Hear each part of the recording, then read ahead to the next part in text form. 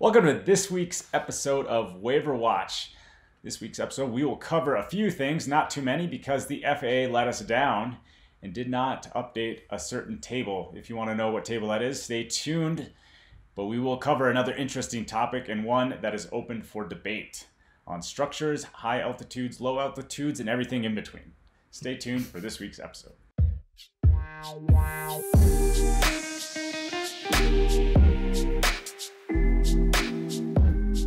Welcome to Waiver Watch, episode 41. This week we'll give you a quick agenda on what we're going to cover. It is quite short though, however. Number one is usually weekly waiver totals, but Jakey, hit us with the weekly waiver totals quickly before I hit number two. What is it? Is there a surprise? It is question mark. Question mark. Don't actually know. But the FAA didn't update the waiver table this week. It's like the first time I've ever seen this. The first time in ever, right? At least that we know. Yeah. So I don't know if there's zero or we'll have to see. What? So they just didn't update it. Yeah. Maybe next week we'll take a look, and if it's 13 times 2, 26 waivers. No, it's not. Well, they still put the dates on them, so we'll know. But right. Yeah, right. I mean, as of shooting this episode, they haven't updated the table since August 19th. So it's crazy. Actually over a week. Crazy. All right. So no weekly waiver totals. Nothing. Not a zip. Not a single one. Nothing. So what are we going to talk about then this episode if we don't have any waivers to talk about? We're going to come back to this this structure obstacle 1751 discussion, right? Yeah. So last week we talked about tactical BV loss. And in tactical BV loss, in which I noticed we substituted a word. So in the FAA flyer, it says, the pick must not operate any higher than 50 feet above or greater than 400 feet laterally of the nearest obstacle when operating. So we're so used to using the word structure that in our notes we wrote structure instead of obstacle. Mm-hmm. So in this episode, I was like, well, is this tree a structure? And now really the question is, a tree an obstacle? Because we're throwing even more wrenches into this. And what is a structure? So doing some digging, Jakey, did we even find an official definition of an FAA definition of a structure or object? So it's pretty unclear. So went through kind of the standard like 107 guidance out there, right? So like CFR 1.1, which has definitions, it's not in there. Advisory Circular 107-2, it's really not in there. The Part 107 preamble, it's really not in there, but there was a sentence that maybe gives a little bit of a hint, I guess, at it. Do you want me to read that sentence here? You can read that sentence, and I got something else to add. So all right, so we'll read that sentence quick here. So basically, as the FAA is talking about the high altitude, or I guess just the altitude cutoff in general, they got a lot of comments back on people wanting to fly higher and so on. So they say to address those concerns about commenters requesting higher altitudes in proximity to buildings, towers, power lines, and other tall structures, the FAA is establishing new provisions that will enable those operations. So they list off a few buildings, towers, power lines, and they kind of say that they're enabling those, but still pretty fuzzy. So to add to that, so what did they enable? So then they came up with this letter or sentence of guidance. Maximum altitude of 400 feet above the ground, or if higher than 400 feet, will remain within 400 feet of a structure. So here they use the word structure. So that's what they allowed. So if there's a radio tower that's 500 feet tall, you can fly 900 feet up to, or a radius out of 400 feet, or out to a radius of 400 feet around that object. Structure. Ugh. You gotta say structure. I know. Yeah, they're almost like synonymous words, or people use them interchangeably, right? But they're not. They shouldn't be. No. So now I want to go back to this structure thing. So then I looked at this infographic, because infographics are great, right? Because they tell you a lot of things with pictures that words would take way longer to describe. Yeah. So I was just curious, why are there no trees in this infographic? You know? like, or a mountain. Like, I've seen so many FAA infographics with trees and mountains and other things. But then this makes me lead to believe that obstacle is a structure, which is these buildings that are on fire. And there's no trees. Mm-hmm. So like they have like a 50-foot like, you know, spread between the top of the building and where the drone can fly. And then they have a hard 400-foot line, you know. So I got to thinking, here's my opinion. So this is an opinion. This is not fact or rule or anything. This is straight up opinion. Yeah. Huge disclaimers. Yeah. Okay. If I were exercising my tactical BVLOS and there was a tree, I would take it upon myself to make good aeronautical decision and saying that I can fly 50 feet above that tree. However, if that tree was 380 feet, then I can only fly 20 more feet above that tree because my hard stop is 400. So, you know, I also like this also goes to say, what happens if there's a skyscraper that's bigger than 400 feet? Is not included in this because you can't fly higher than 400 feet. Period. End of story. Hard ceiling. So partial opinions here are that at the end of the day, make a good decision, back it up, be safe. If nothing happens, then your operation was generally safe. You know, like, so like this is like kind of like where my gut is going. It's like, we could debate all day about whether a tree is an obstacle, structure, obstruction, terrain, yada, yada, yada, whatever, right? But can I say with a straight face to the FAA inspector that's out there trying to write me a ticket if I'm doing something wrong? Can I like they write tickets? I know. I always say this, but they don't. But they whip out their paper and but you know, with a straight face, is the operation safe? And I think 9 times out of 10, if you can prove that your operation was safe, that there's enough leeway in the regulations that they're gonna be like, we're good. You know, that's my opinion. Yeah, I think that's a good opinion. I still like to argue the fine print though, just for the sake of it, right? I mean, right. We love to talk about the corner cases. So we do. So we're gonna jump into this. Yeah, I mean, let's say that's a good opinion, but is per the definitions, is a tree an obstacle or is a tree a structure? We also have some other. I pulled out kind of like another example here, right? So what about a wire, like a zip line? What if this zip line crosses a canyon and you're the company doing the zip line, you want to get some cool footage? Can you fly your drone along the zip line as the people are flying through, you know? And is this, okay, so, and is the zip line over 400 feet in the air? Well, because if it's below 400 feet, then you can. I mean, at some point, yes. If the zip line crosses the dip or canyon or whatever it is, yes. So like at some point, the zip line is over 400 feet AGL. Okay. So let's still fly along it and film. So specifically, making it easier, the entire length of the zip line is over 400 feet above the ground. Well, when you take off, I mean, so each end, let's say, is like at the edge of a canyon, right? So you're standing at the edge, you take off your drone, somebody shoots down the zip line, you follow them. Are you legal without a waiver? 10751 Bravo. Yeah. So, but yeah, I mean, there's obvious ones like if a bridge crosses a canyon, like that's a structure. That's easy. It's big. It's, would definitely not be manned aircraft flying through that bridge or something like that. But, if you take it down to just a single wire, that's still a structure.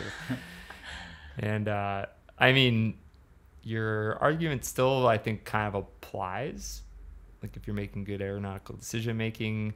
And I don't know, like maybe, so I still think there's like no definition here. So maybe the litmus test at the end of the day is, would a manned aircraft fly, like in this airspace? I mean, maybe is one way to look at it, right? Whether it's trees or buildings or wires. I think the whole intent is that it's kind of shielded, right? So in this case, this single wire, and this is why, like, we're kind of playing the what if game. Yeah. And I hate when the FAA plays the what if game with waiver submissions. What if this happens? And then they go down this final destination, terrible logging accident that sets off chain reactions. Okay, this is kind of what we're doing. It's like, what if? What if it was like this? Okay, at some point, you just got to stop with all the what ifs and come back to, are you safe? At the end of the day, is it safe? And do you have some justification to get you back to operating legally underneath the regulation? So my approach here would be like, number one, it's a wire, okay? It's not a telephone wire. It's not a power wire or power line. It is a wire that is holding a person that will be zipping across a canyon. So right there, that single fact that it is holding a person means that an airplane or helicopter should not be anywhere near this thing, because if they slice it, you will kill somebody. So then I will go to manned aviation saying, you should very much stay away from these unless you're highly coordinated and you're maybe doing some filming. Okay. However, this is a perfect job for a drone, because a drone will not slice this wire with your Phantom 4 blade. It will shatter and no one will die. So this is where I would be like, yes, you can fly over this obstacle, structure, whatever you want to call it, over the canyon, as long as you take off from the edge and follow the wire, because you're infrastructure shadowing or your obstacle shadowing or whatever you want to call it. And at the end of the day, like there's a person on here, right? So this is my take. Yeah. You know. Yeah. It's considered an obstruction, a structure, and manned pilots should stay away from this. However, I would imagine that this zip line also has helicopters doing tours. So yeah, I mean, this particular example, right? Yeah. Prior to flying my drone, I would probably observe the airspace to ensure that wherever these helicopters are flying for the tours, say that 10 times fast. Tours. Wherever these are flying, because I would just like assume that this is going to happen. Make sure that they're not going to impact my operations, and I will not have to yield to them because of me putting into some, their flight path or anything like that. So again, it comes down to this aeronautical decision. Like, just look, does it make sense? And I always ask myself, if an FAA person was standing right next to me, would I be comfortable in justifying what I'm doing? And if I can say yes, then I'm probably going to do it, Yeah. That was kind of a ramble and rant. No, it's all the discussions, right? I mean, like we said at the beginning, I'm not sure there's a black and white answer here, and sometimes there isn't, and right. That's okay. We've heard Kevin Morris say before, like, there is some gray area in the regulations for pilots to just make good decisions, and because they can't. If they covered every single what if case, just think of how long the FAA website would be and the regs. In the regulation, you cannot cross this specific canyon, over this wire. If the wire is occupied by a human being, you may fly for the 30 seconds that they are occupying the space. However, you must immediately exit the area in case a medevac helicopter is coming through. So let's I want to slightly transition the discussion to this obstacle thing, right? So just for the sake of more discussion here, so there is a kind of a soft definition of obstacle for airports.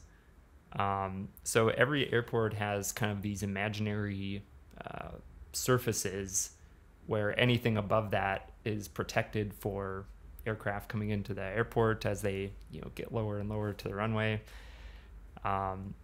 And so an obstacle in that situation, like around airports, is kind of defined as any object that penetrates these imaginary surfaces. So you can just imagine, an airplane coming into land. There's a certain amount of airspace there that they have to protect because, if somebody's flying that approach in the clouds, they can't see obstacles and avoid them. So in that situation, there is kind of a definition for obstacle, and it could be a tree, could be a building, could be anything. It's just anything that's above, high enough above this imaginary line. But I think we were talking earlier, like, if you're not near airports, it gets a little bit fuzzy again, right? Like, if you're flying over a forest and all of the trees are uniformly 400 feet tall, can you fly 400 feet above the forest? Or maybe again, just aeronautical decision making, but all these kind of interesting. So again, opinion, right? Okay, 400 feet. Can I count that as my new height? My new ground level? And I'll be like, do I really need to fly at 800 feet? Is really the next question. the real 800 feet from the ground, what mission am I doing? Am I doing photogrammetry? And frankly, I don't know that there's many forests with 400-foot tall trees, so we're lucky there. But just in general, like adding additional feet on top of these structures, on top of these obstacles, terrain, everything like that. Like, what is the point? Like, as long as you have a good point and you're always try to stay within the reg, obviously. But when you start getting into these edge cases, that's where your aeronautical decision making comes in. It's like, can you do it? Where's the interpretation? And at the end of the day, there always is going to be someone smarter in the room than you to counter your case. So just be aware that whatever you do, ensure that you're doing it with safety number one in mind. And 9 times out of 10, we're going to be good. But if you're reckless, like, you're just going to get grilled. Like, oh, you're flying 800 feet above trees. Why were you doing that? If you have no reason, like, I was just doing it, like, it's not a good reason, So yeah. I was just reading this PowerPoint some more. So we're doing okay on timer. So here's an interesting one. So airspace definition in this airport, an object. So actually we have a lot of different terms: object, obstacle, structure, and obstruction is actually another one. But an object is any element of natural growth, terrain, or man-made structure whose height is greater than 3 inches. Yes. I don't know why 3 inches. That's is very short. So to the FAA, it's basically like anything that's tall. Doesn't matter if it's natural, man-made. I don't know. So there's a lot of. The more you dig, the more. There's like another thing, like in Aeronautical Information Manual page. This is from 2015, page 317. There's a picture of a jet taking off, departure end of runway DER, and then there's a big mountain with some, looks like moose or elk or something. I don't think moose would be at the top of this mountain, but anyway, some sort of antlered animal is at this mountain. And it says, beyond the diverse obstacle assessment area, 46 nautical miles, there might be significantly higher obstacles. So now there's a picture of a mountain and it is an obstacle. So it's like, it's all over the place, right? Yeah. What was the one? Yeah. Go ahead. There is a, what on that slide, I don't have the slide up anymore that you're looking at, but on one of the pages it says that things can be classified as certain things, but not all things are classified as other things. Oh yeah, I was just reading that. Right. So an object, so I'm reading right here. So an object, and again, this is basically anything taller than 3 inches, can be independently classified as an obstruction and or an obstacle and or a hazard. So it's it's kind of like the square and rectangle thing, right? A square. There's a little bit more too, right? There's a little bit more that each one of those. What does it say about, like, if it's classified as that, it doesn't necessarily mean they're not related. It's all just independently kind of. The variables are not dependent on each other, right? So, like you said, what's your square thing, right? Right. Rectangles are not squares, but squares are rectangles. So and then for was it whiskey and bourbon, right? I don't know which way it goes. All whiskey is bourbon, now bourbon's whiskey or scotch. I don't know. I don't drink that stuff, so. So I think at the end of the day, your aeronautical decision-making assessment is pretty valid. If a manned aircraft would fly in some volume of airspace, safely, then maybe drones shouldn't be flying there. But if manned aircraft aren't flying there, that's maybe it's all part of that. How about this? So yes, aeronautical decision-making is important, but how about this? Okay, you can get a 107-51 to do this operation. So if you do not feel comfortable with your aeronautical decision making, there is no reason why you can't request a waiver to fly in this location and provide your case. That way you would know clear, cut, and dry whether or not the FAA put their stamp of approval in case you're worried about your aeronautical decision. Right? That's why 107-51s exist. So that we can ask for things like this. Kind of get your safety case right. fact checked. And I feel like that like another thing is like I feel like if we were to submit a waiver for this wire, that they would approve it because we can justify with an appropriate safety case that we can do it safely. you know. It's like that's like, so there's always that out, you know. Yeah. You can get a waiver to altitude. So when in doubt, get a waiver. Yeah. Actually, when in doubt, come to 107 Waivers to get your waiver, right? Right.